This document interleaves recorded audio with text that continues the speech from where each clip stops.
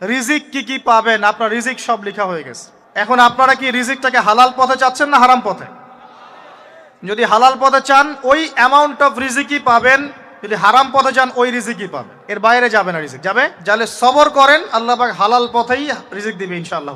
রিজিক বৃদ্ধির জন্য কিছু আমল আছে, তার মধ্যে শ্রেষ্ঠ আমল হচ্ছে নামাজ, এর সাথে চাশতের নামাজ পড়া।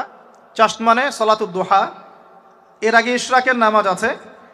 রিজিক বৃদ্ধির জন্য আত্মীয়তার সম্পর্ক বজায় রাখতে হয়, আত্মীয়তার সম্পর্ক বজায় রাখলে রিজিক প্রশস্ত হবে।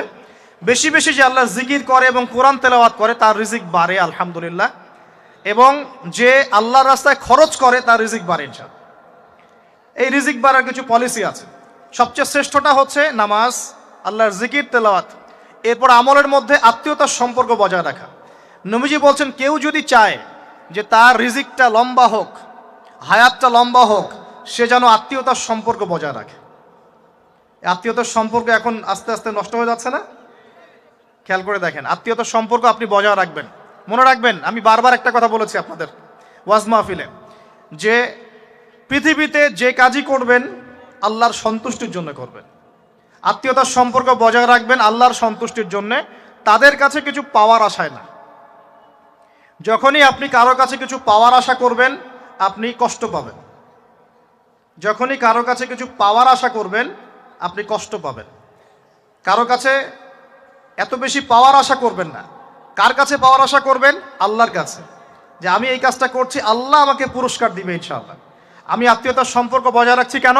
আল্লাহর কাছে রিজিকে বরকতের আশায়, আল্লাহর সন্তুষ্টির জন্য। মনে রাখবেন প্রিয় ভাইয়েরা, আমল কবুল হওয়ার শর্ত মোটামুটি তিনটা। কয়টা? 1 নাম্বার, আমলগুলো হতে হবে আল্লাহর সন্তুষ্টির জন্য, 1। 2 নাম্বার, আমলটা হতে হবে রাসূলুল্লাহ সাল্লাল্লাহু আলাইহি ওয়াসাল্লামের পদ্ধতিতে, অন্য কারো পদ্ধতিতে নয়। 3 নাম্বার, আমলটা করার জন্য আপনার রিজিকটা হতে হবে হালাল। হারাম রিজিকের আমল আল্লাহর কাছে কবুল হয় না। আল্লাহ পাক আমাদের সবাইকে হালাল রিজিকের ব্যবস্থা করে দিন এবং রিজিকটাকে প্রশস্ত করুন, আমিন। তো রিজিক লেখা হয়ে গেছে 2। 3 নাম্বার লেখা হয়ে গেছে এ ব্যক্তি কি কি কাজ করবে দুনিয়ায়, এ ব্যক্তি দুনিয়ায় কি কি কাজ করবে সব লেখা হয়ে গেছে। এখন যদি একটা চোর বলে যে আল্লাহ পাক আমার তাকদিরে লিখেছিলেন যে আমি চুরি করব, তাই আমি চুরি করেছি। এখন যদি একজন ধর্ষক বলে আল্লাহ আমার তাকদিরে লিখেছিল যে আমি ধর্ষণ করব, তাই ধর্ষণ করেছি। এখন যদি যারা এই জনগণের কিছু সম্পদ আত্মসাৎ করে খেয়ে ফেলছে তারা যদি বলে আল্লাহ তাকদিরে লিখছিলেন জন্যই দুর্নীতি করেছি, তাহলে কথাটা কি হবে? গ্রহণযোগ্য হবে? এখন যদি দলিল দেয় তাকদিরে তো লেখা ছিল। এই আকীদাটার নাম হচ্ছে জাবারিয়া আকীদা। কি আকীদা? জাবারিয়া। এমন একজন ব্যক্তি উমর রাদিয়াল্লাহু আনহুর দরবারে এসেছিল, চোর চুরি করেছে, ধরা পড়েছে। উমর রাদিয়াল্লাহু আনহু বলেছেন হাত কেটে ফেলো। তখন সে বলছে যে আমার হাত তো কাটা যাবে না। কেন? আল্লাহ পাক তাকদিরে লিখেছেন আমি চুরি করব, তাই চুরি করেছে। তো উমর রাদিয়াল্লাহু আনহুর সামনে এই কথাটা বলেছে। আর উমর রাদিয়াল্লাহু আনহু কি বিচক্ষণ মানুষ ছিলেন না বোকাশোকা ছিলেন? বলেন, তার মতো শাসক পাওয়া যাবে? আমাদের দায়িত্ব পরিস্থিতি বুঝে দিন ধরে রাখা, আমল করা এবং মানুষকে দিনের দিকে আহ্বান করা। আমরা যদি দায়িত্ব পালন না করি তাহলে কি হবে? আল্লাহ পাক আমাদেরকে সরিয়ে দিয়ে নতুন কওম নিয়ে আসবেন। আল্লাহ পাক সূরা মুহাম্মাদে বলেছেন ওয়া ইন তাতাওয়াল্লাউ, তোমরা যদি মুখ ফিরিয়ে নাও, ইয়াস্তাবদিল কওমান গায়রাকুম, আল্লাহ পাক নতুন কওমকে তোমাদের জায়গায় স্থলাভিষিক্ত করবেন।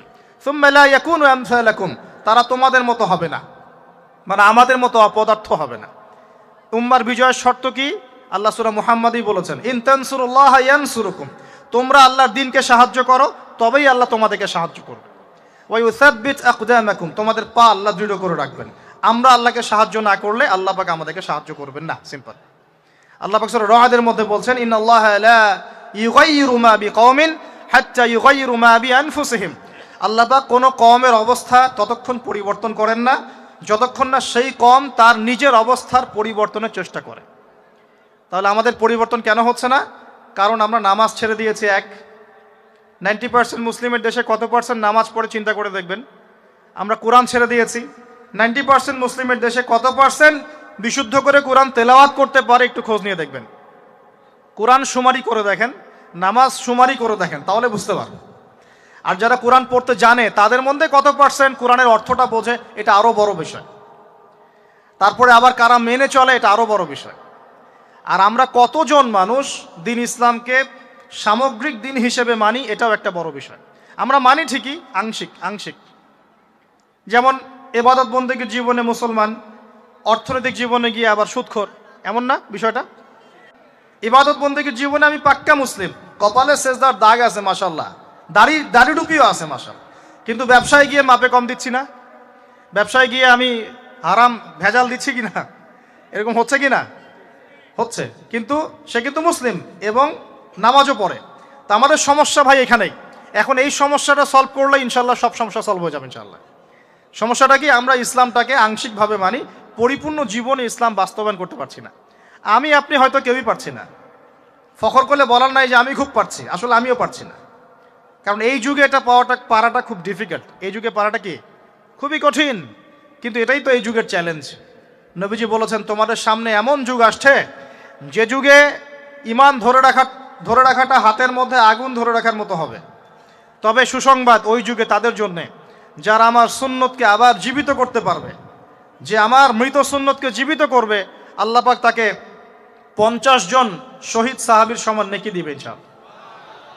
এটাই আমাদের কাজ, আল্লাহ পাক আমাদেরকে তৌফিক দান করুন। তার মানে তাকদীর লেখা হয়ে গেছে। এবার আল্লাহ রাব্বুল আলামিন কি করলেন? আল্লাহ পাক এই মহাবিশ্ব সৃষ্টি করলেন। হুয়াল্লাযী খালাকাস সামাওয়াতি ওয়াল আরদ ফি সিত্তাতি আইয়াম। কয় দিনে? আল্লাহ পাক পুরো মহাবিশ্ব সৃষ্টি করলেন কয় দিনে? আমাকে বলেন তো, মহাবিশ্বকে আল্লাহ পাক ঘৃণা করে সৃষ্টি করেছেন না ভালোবেসে? তাহলে আল্লাহ পাক কি ভালোবাসার সত্তা নয়? আল্লাহ রাব্বুল আলামিন কি ভালোবাসেন না? আল্লাহ পাকের একটা নামই হচ্ছে গফুর আল ওয়াদুদ, ওয়া হুয়াল গফুরুল ওয়াদুদ। আল্লাহ পাক হচ্ছেন ক্ষমাশীল, পরম ক্ষমাশীল এবং প্রেমময়। আল্লাহ পাক তার নাম দিয়েছেন আল ওয়াদুদ, মানে প্রেমময়। আল্লাহ পাক ভালোবাসেন কি না?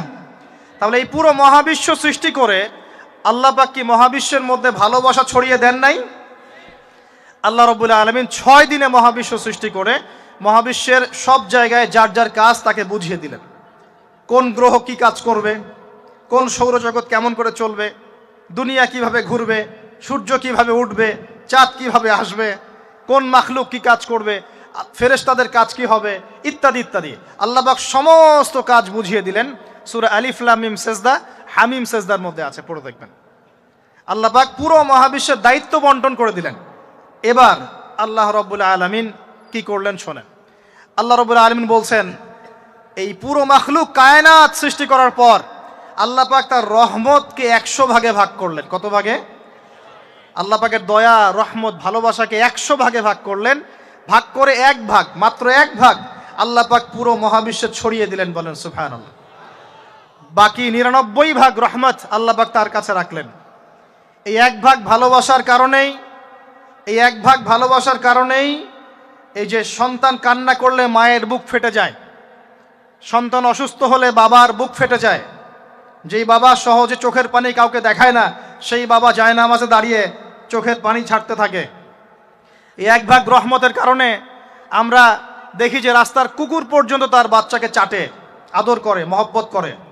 এই 1 ভাগ রহমতের কারণে আমরা আমাদের স্ত্রীদেরকে মহব্বত করি, স্ত্রীকে সুখে রাখার জন্য জীবনটা পর্যন্ত বিলিয়ে দেয়, সকাল থেকে রাত পর্যন্ত। কোনো ক্ষেত্রে হারাম পথে যেটাও দ্বিধা করি না, স্ত্রী সন্তান সুখে থাক এই আশায়, তাই না ভাই? এই 1 ভাগ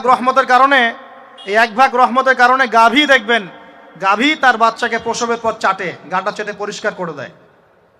এই 1 ভাগ রহমতে পুরো কায়নাত টিকে আছে।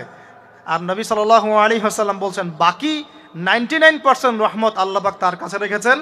এই রহমত এবং ভালোবাসা দিয়ে আল্লাহ পাক কিয়ামতের মাঠে মানুষকে মাফ করবে ইনশাআল্লাহ। তার মানে বলেন আল্লাহু আকবার। তার মানে আমরা আশা করতে পারি ইনশাআল্লাহু তাআলা আমরা আল্লাহর জান্নাত পাবো ইনশাআল্লাহ। পাবো কি না? শুধু একটা কাজ যদি উম্মত করতে পারে জান্নাত পাবে। বলে দেব কোনটা? অনেক কাজই আছে, কিন্তু স্পেশাল একটা কাজ, একটা। আল্লাহ রাব্বুল আলামিন মেরাজের রাতে তার নবীকে উঠিয়ে নিয়েছিলেন, উঠিয়ে নিয়ে কাছে নিয়ে আসছেন, একদম কাছে, আর যে আরশের কাছাকাছি। নবী সাল্লাল্লাহু আলাইহি ওয়াসাল্লাম বলছেন, ওই সময় তার উপর 3টা স্পেশাল ওহী করা হয়েছে। কয়টা? 3টা। একটা হচ্ছে 50 ওয়াক্ত নামাজ। কত ওয়াক্ত? এটা কমতে কমতে কমতে কত ওয়াক্ত হয়েছে? 5। 5কেও কমানোর জন্য কোন নবী বলছিলেন? মুসা আলাইহিস সালাম বলছেন 5ও পারবে না, কমাই নিয়ে আসেন। 5ও যে পারবে না, মুসা আলাইহিস সালাম কেমন করে জানলেন? তার উম্মত 2 ওয়াক্ত নামাজ ফরজ। কয় ওয়াক্ত নামাজ ফরজ ছিল? ওই 2 ওয়াক্ত তার আদায় করতে পারে নাই। এই অভিজ্ঞতা থেকে তিনি বলেছেন যে আপনার উম্মত 5 ওয়াক্ত পারবে না। সত্যি না মিথ্যা কথাটা? আসলেই কি উম্মত 5 ওয়াক্ত নামাজ পড়তে পারছে? আচ্ছা, যাই হোক, আল্লাহ পাক আমাদেরকে পড়ার তৌফিক দান করুন। দ্বিতীয় ওহী হচ্ছে সূরা বাকারার শেষের 3টা আয়াত। কয় আয়াত? সূরা বাকারার শেষের 3 আয়াত ওহী করেছেন কে? আল্লাহ রাব্বুল আলামিন। কোন ব্যক্তি যদি রাতের বেলা সূরা বাকারার শেষের 3টা আয়াত পড়ে সারা রাত ইবাদত করার নেকি পাবে ইনশাআল্লাহ। আর 3 নাম্বারটা হচ্ছে স্পেশাল, সেটা হচ্ছে আল্লাহ পাক বলেছেন, হে মুহাম্মদ সাল্লাল্লাহু আলাইহি ওয়াসাল্লাম, বলেন সাল্লাল্লাহু আলাইহি ওয়াসাল্লাম, তোমার উম্মতের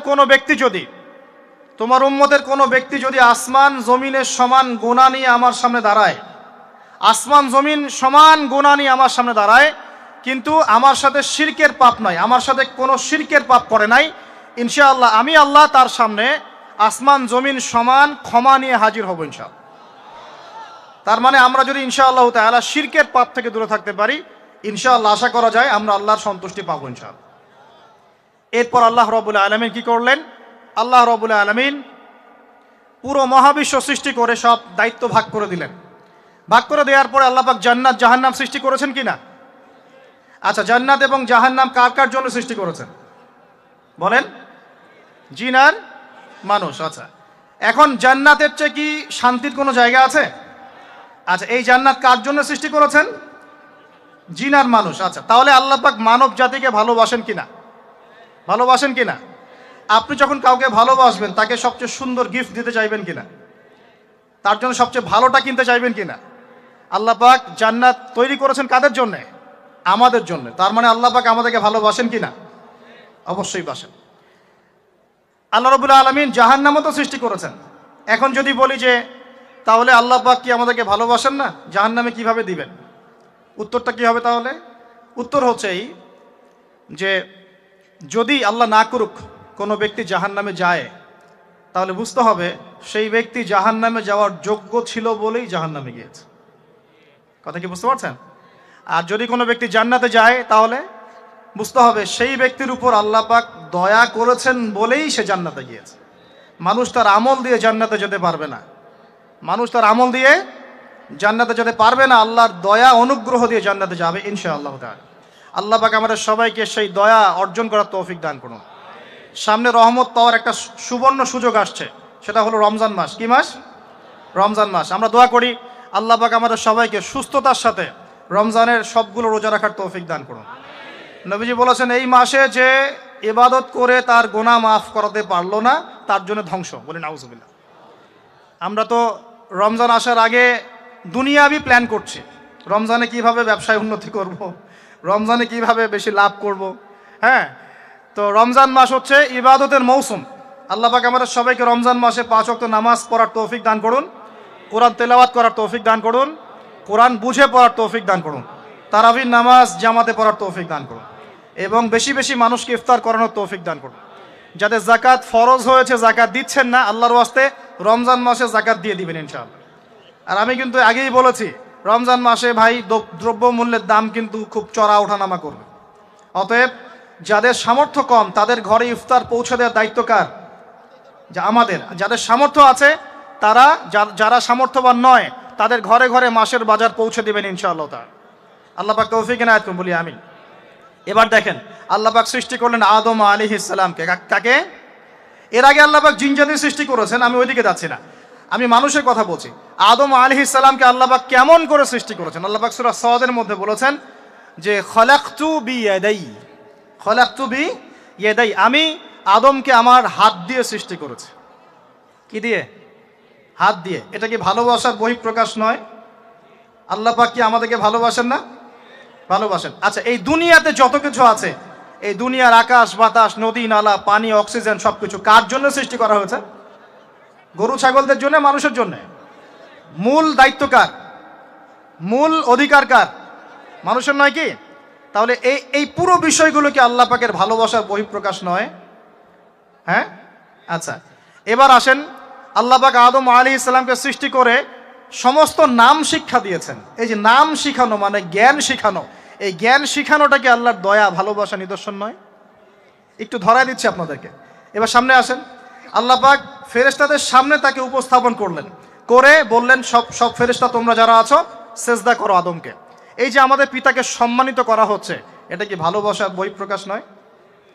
এবার আমাদের পিতাকে সম্মানিত করা হলো, ইবলিস সেজদা করলো না, সে কিয়াস করলো, বাতিল কিয়াস, যুক্তি দিল আমি তার চেয়ে শ্রেষ্ঠ ইত্যাদি।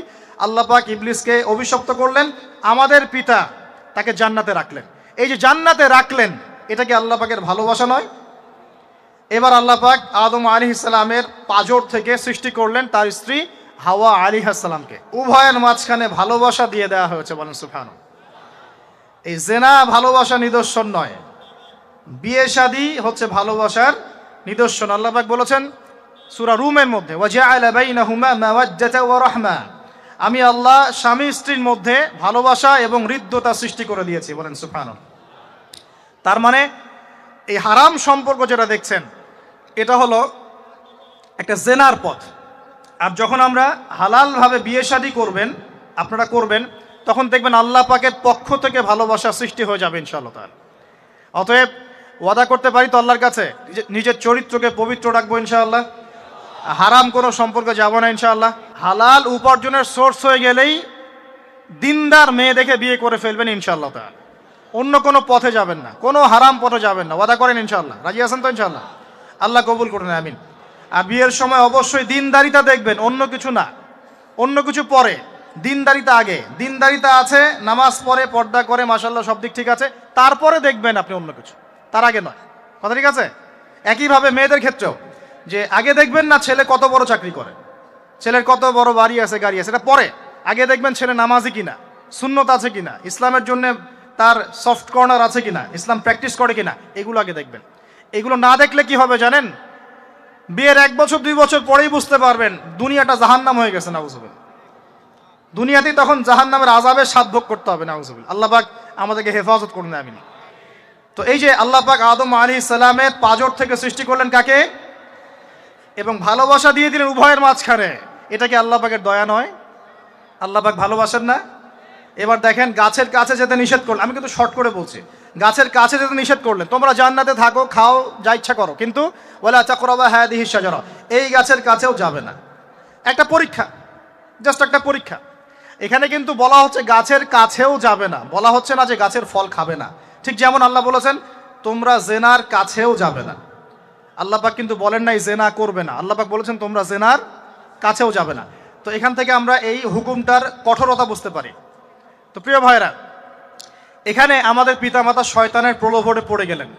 কেন পড়লেন? শয়তান ওয়াসওয়াসা দিল যে আমি কি তোমাদেরকে এমন গাছের কথা বলে দিব যে গাছের কাছে গেলে বা যার ফল খেলে তোমরা চিরস্থায়ী জীবন পাবে এবং তোমরা ফেরেশতা হয়ে যাবে, এরকম কথা বলবো, এবং তোমরা কোনোদিন মরবে না। হাল আদুল্লুকা আলা শাজারাতিল খুলদি ওয়া মুলকিন লা ইয়াবলা, এই দুটো ওয়াসওয়াসা, চিরস্থায়িত্বের ওয়াসওয়াসা এবং অমরত্বের ওয়াসওয়াসা দিয়ে আমাদের পিতামাতাকে নিয়ে গেল। এখন আমাদের পিতামাতা কি ফল খেয়েছিলেন কি খান নাই? আচ্ছা, এখন আল্লাহ পাকের দৃষ্টিতে অন্যায় হয়েছে কিনা? এরপরে আমাদের পিতামাতা কি করলেন? বললেন রব্বানা যালামনা আনফুসানা ওয়া ইল্লাম তাগফির লানা ওয়া তারহামনা লানাকুনান্না মিনাল খাসিরিন। এই যে দোয়াটা তারা করলেন, এই দোয়াটা করার পরে আল্লাহ পাক কি তাদেরকে মাফ করে দিয়েছেন কি দেন নাই? বলেন, কথা বলেন। আল্লাহ পাক মাফ করে দিয়েছেন কি দেন নাই? এই যে অন্যায় করার পরেও আল্লাহ যে ক্ষমা করে দেন, মানে গুনাহ করার পরেও যে আদম সন্তানকে আল্লাহ পাক মাফ করে দেন, এটা কি আল্লাহ পাকের রহমত, দয়া কি নয়? আচ্ছা, এটা আল্লাহ পাকের নিদর্শন ছিল ভালোবাসার।